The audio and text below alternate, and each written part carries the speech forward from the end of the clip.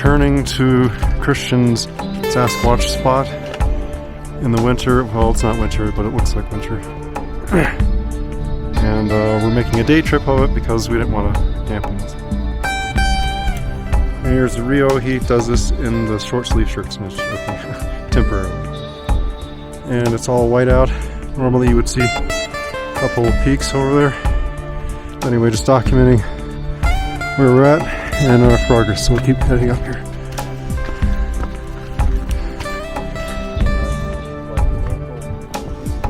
Snow. Oh, the rocks.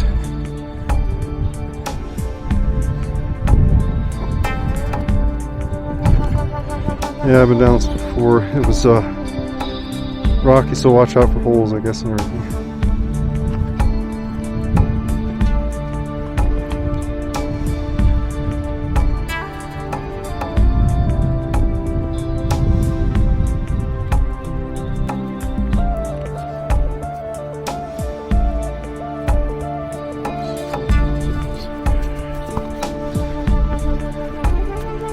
So we're here at the lake before the lake where we camp at. Just making our way through the snow basically as it falls a little bit. Oops. And as I fall.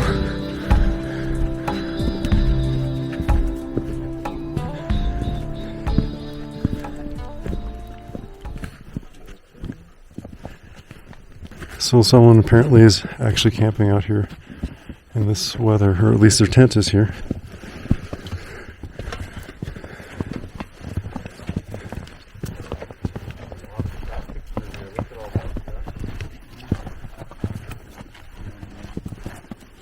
Oh yeah, well it's fresh, isn't it?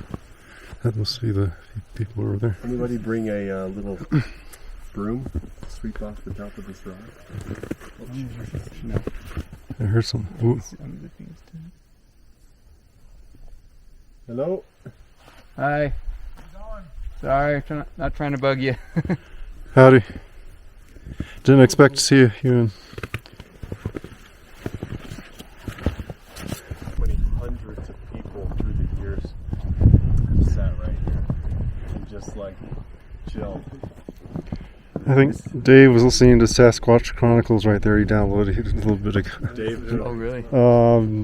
Hammond. Yeah, I don't think you've met him, but Do I not know him?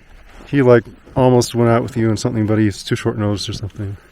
You haven't met him yet, but he's a good guy.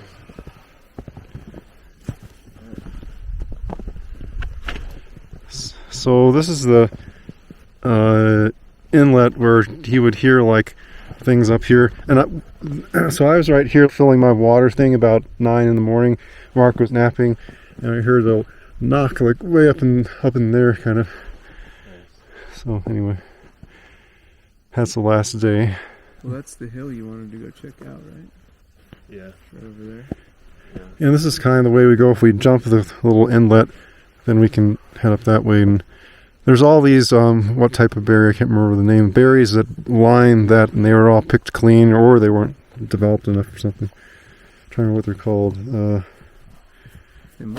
They're red, and they kind of have a funny looking leaf, like a ruffly shamrock almost. I can't think of the name. Distraction.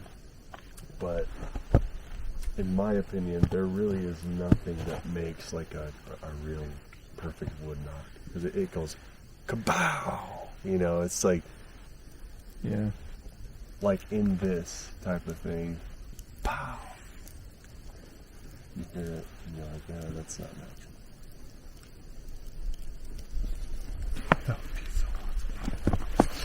Yeah, because if you hear it and you instinctively know, like, that couldn't have been this or this, you're canceling everything out in your mind, like, what the hell was that? I thought like You have to have 2 hands to do it. it's like an elk racking its antlers, because deer and elk and moose even will rack their antlers against trees and stuff. And, Yeah. I mean, bark beetles will pop as well, but the You'd larva have to The just little do it ones, yeah. once, like, and walk away. You know? But the baseball bat ones, you can't explain those away very easy, unless it's a human. I will always stand by this story. I saw a Sasquatch through a thermal camera do a wood knot without moving a mussel. Did? I don't think I've heard about this. Yeah, it's Yeah, I think I remember seeing it. Yeah. It's Where? the ones across the river. Oh, The is that ones one? across Weaver River, and I sat there and stared at it. And eventually it goes, it was just sitting there. I didn't see anything move, but it goes, pop! Like a wood knot came right from it. Did you do it with its mouth though? I didn't see its head move or anything. It just made I heard someone say recently they thought they like deep down in their throat they were able to like do something, but I don't see how they could make that volume. I don't know.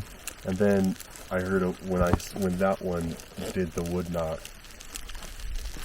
That's why I'm convinced that it was a real Sasquatch, is because when that one did the wood knot, one way off behind me did a wood knot and like responded. Mm-hmm. And then a few minutes goes by, 10 minutes or so, 5-10 minutes, and then the one that had done, I'm assuming the one that had done the wood knock, now it's only about 60 feet away from me, pop, does another wood knock, and I'm thinking, okay, time to go, because something's coming up behind me, and I'm seeing too through a thermal camera.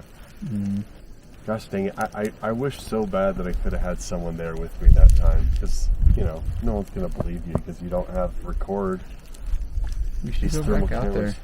I want to go It's see just that area. you can go whenever you want, it's just the Weaver. You know exactly where it is, I've shown you. No, I haven't been out there. with Really? you. No. Hmm. I've been in the area-ish, and there's lots of structures out there. I'll show you where it is. It's a really bizarre area. Those are big trees. Let's go over there. Dude, So we're up on a bluff. We hopped to the inlet to the lake, and we climbed up the bluff. I don't know if you can see the lake through there. And we have the cliffs kind of up here. In fact, the news station is the one that became most intrigued by it. And they started. The last trip, in the morning when I was filling up my water through the filter, I heard a loud knock or clack down and through here. So we pretty much went everywhere except where we gone right now. So anyway, it's kind of interesting. And then they saw double the amount of traffic going in and out of the volcano. Oh, really? It's so weird, and sometimes it will go straight in to the mountain. Like there's no hole up there for things to go into. And sometimes these UFOs will just go straight into the side of the mountain. They'll just go straight into the dirt, you know? Yeah. Sounds like Mike's story he told us. That UFO that it was flying through this canyon and he saw it, and it went right into a cliff and just disappeared, like it went into a and door. they said or like the something. cliff, it was open, or it was like a cave that was open, and then something, or and the next morning he looked and there was no way, there's no opening. Yeah, for it to go into. It's just a solid cliff, and the thing just went into it. Weird. Over here.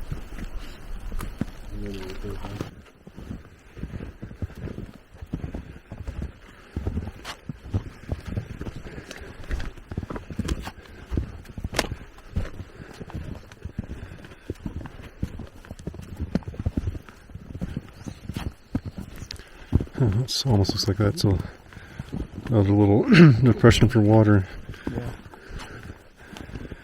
in the spring or something.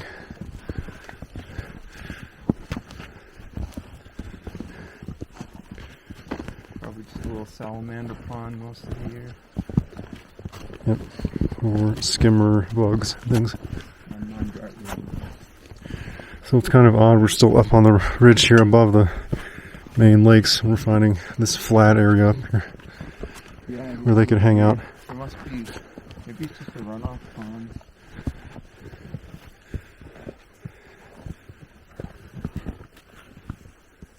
Maybe there's Bigfoot in my videos, but I just freaking stopped taking videos of it. When I mean, they're like, screenshot, 13 seconds. There's Take the male Sasquatch. There's like 10 Sasquatches in that photo, dude. Yeah, I had that happen to me. Babies. They circle it and there's a smudge at best, or something. A dark spot.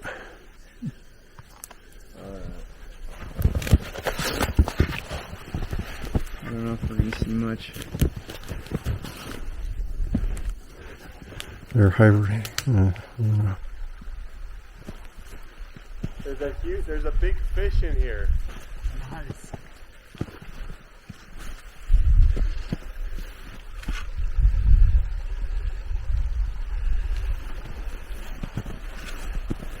That's pretty cool,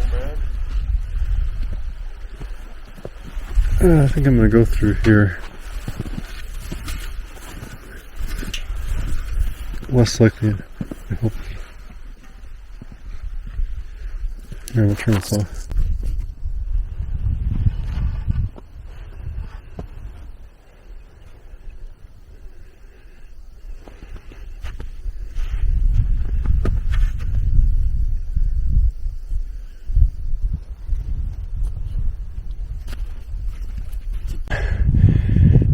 So we didn't see the big one?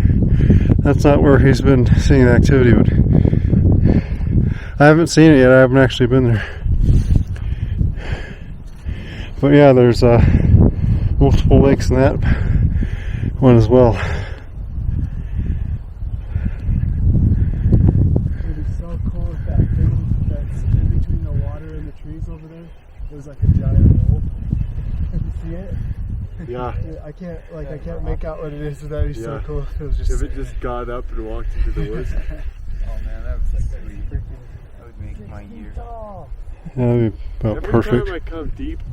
Every time I come deep into the Uintas, the forest, at least on the east side, or the non-Flaming Gorge side, it just feels so empty. Every time I come out here, it's just so empty. Yes. My face is freezing. I'm like losing my ability to talk. Yeah. Seems like you just had kind of a forlorn feel, so I don't know what. You really could though. Like a period of time, and it was just a time to, relax and do hobbies and stuff. They'd wake up, they'd go to bed at like 7 at night. It's pretty common. And then they'd wake up at like 2 in the morning, and they'd be up until maybe like 4 or 5. They'd be up for anywhere working 2 to 4 hours. Just doing whatever, and then they'd go back to bed for the class after night. So it was like 4-hour periods. And I wanted to try doing that. Anyway, I couldn't make it work with that lifestyle. But for 4.5 months, I got into this thing where I started going to bed at 8 o'clock at night. And I'd wake up at 4:30. And then I'd go out into my shop and I'd just like work on something. And whatever I wanted to do. Uninterrupted. There's lots of trees. It was awesome. Let's hold on. You can get ahead of me if you want.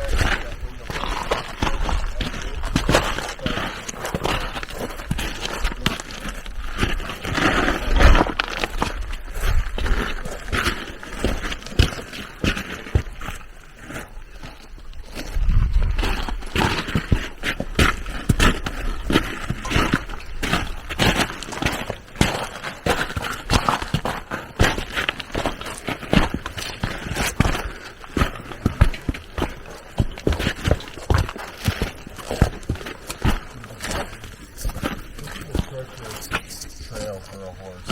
Yep.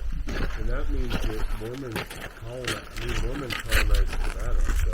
Yeah. So that was one of the theories that they were. So there were definitely Mormons around. Oh yeah, there's definitely Mormons around. Oh, it's just got whited out. Last time I was here, sunset, and it was kind of orange up in these peaks. It was a second too late. Maybe will clear out, but it's whited out. I have a what is it called? A screw in my heel. Oh, because when your body's malnourished, And it's like you didn't give it anything.